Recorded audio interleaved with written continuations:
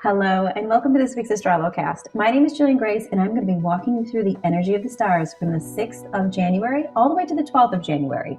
So why do we pay attention to the moon? That's one of the most important questions that people ask me all the time. It's because you live your life by the sun, but you feel your emotions by the moon. And my job is to make sure that you understand the emotions coming through, because there are so many people that are struggling with mental health right now, and a lot of that mental health is actually stemming from the frequencies coming in. So I'm going to be teaching you how you can walk through those frequencies for the next several days and how you can master them and make them your own. Stay tuned. Let's start with the 6th and 7th of January, in which we're going to be in alignment with Cancer and also be dealing with a full moon. Now, those of you who are in the Astrolo class this month, I will put a link to how you can attend that class right in the notes of this video. But those of you who are in this class, you heard all about the power of this moon. You have all the skills you need in order to make sure you move through it easily. But this is going to be an emotional moon. This is in Cancer. Cancer is literally about the emotions. It's known as the crab. So a lot of depressed energy may come up, a lot of emotions of feeling not good enough, a lot of sadness, a lot of grief. All of those things are pretty much par for the course when the frequency energy with the moon is in alignment with Cancer. Now, how you can avoid getting stuck into a rut when those emotions come up? Don't allow them to rule you. Don't listen to that narrative over and over in your head until it starts to manifest itself around you. Recognize, I'm down today. I'm feeling a little bit off. I'm feeling a little bit sad. It must have to do with the energy frequency coming in, and choose that as an option for you to then focus on some self-love for the day. With that Cancer energy, it is such a homebody. So a great way to practice some self-love is to stay home and make a delicious soup, or to make some wonderful chili, or to just relax with a nice book in front of the fire, or just be yourself. Going out is not going to really be helpful during this time period, because your body is yearning for that natural environment that it's in, for that environment that feels homey. That's what Cancer is all about. I'm going to give you some other tips at the end of this video on how to really harness that Cancer power, so stay tuned. Next, we're rolling into the bulk of this week, which is going to be the 8th, 9th, and 10th, in which we're going to be in alignment with Leo. I love Leo. It's all about the crown. It's all about the 7th energy center. Just like Cancer is about the 6th, so there's a level of intuition that's very strong with Cancer. This is about how you receive information. This is your divine energy. And it's very powerful. One thing about Leo is it is like the lion energy. It's fierce. It's very aggressive. So you may find yourself a little bit on the angry side, a little bit more on the more frustrated side. But if you can catch yourself before you're angry and frustrated, and maybe do some meditation or do some things that are going to enhance your spiritual or your divine energy, you're going to find that you're opening up in ways that you never thought was possible, especially because the energy of this year is all about intuition.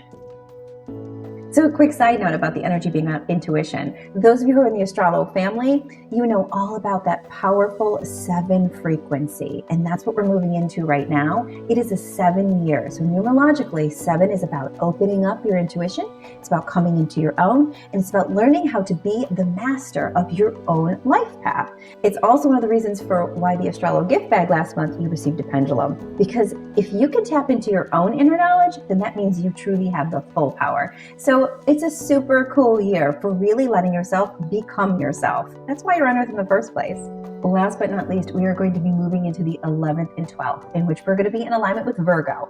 Virgo is about the voice. It's about you speaking up for yourself. So during this time period, if that Virgo energy is on a lower frequency as it comes in, you're going to feel like no one ever listens to you, or that your opinion doesn't matter, or that everybody thinks that you have a negative thing to say, or that you're not that intelligent.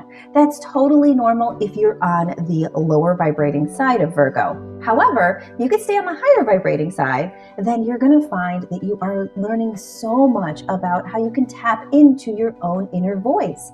Different ideas may begin to flow through about things you can do to help enhance certain projects that you want to move forward, or changes you can make in your life to be more positioned to where your dreams are focused. One thing about Virgo is it rules the pancreas. When we are in Virgo, the last thing we want to do is have a lot of sugar, because that pancreas energy is already trying to process a lot of that glucose coming in to begin with. So try to keep your diet as clean as possible during these days, because if you do, then you're going to avoid the more negative emotions, the more negative side of Virgo, and you're going to find yourself being able to really start to voice your opinion in ways that can truly make a difference. Now on to your major tips for the week to keep your energy in alignment. Up on your screen, you are going to be seeing the AstroloYOGA poses for Cancer, Leo, and Virgo. These poses are literally the key that's going to unlock the frequency as it comes through to your meridians. What are meridians? They're basically like super highways that carry information throughout your body. If you can keep those highways clear, then the energy is amazing and it makes the ride so much easier. So taking a moment to take 3 deep breaths and going into each one of these poses for the next week, one time during the day, is going to make all the difference. Also, another big tip for this week is a breathing technique that's going to allow the energy to flow much easier. And that is the 4-7-8 breathing. We're coming off of a stressful holiday, and we've got a lot of energy moving up about our intuition and a lot of energy moving through about old emotions that are coming in. So what better way to calm our system than to use a technique that's specifically oriented to make sure that we stay in alignment? 4-7-8 breathing consists of taking a deep breath in to the count of 4, holding to the count of 7, and then breathing out to the count of 8. It creates this flow within your frequency to allow your adrenals to calm down and to allow yourself to center from all the craziness that happened over the past week.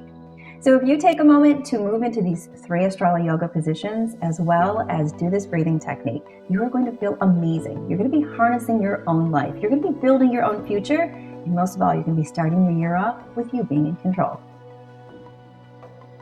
As we head into this new year, please take an opportunity to share this video, like, and subscribe to my channel.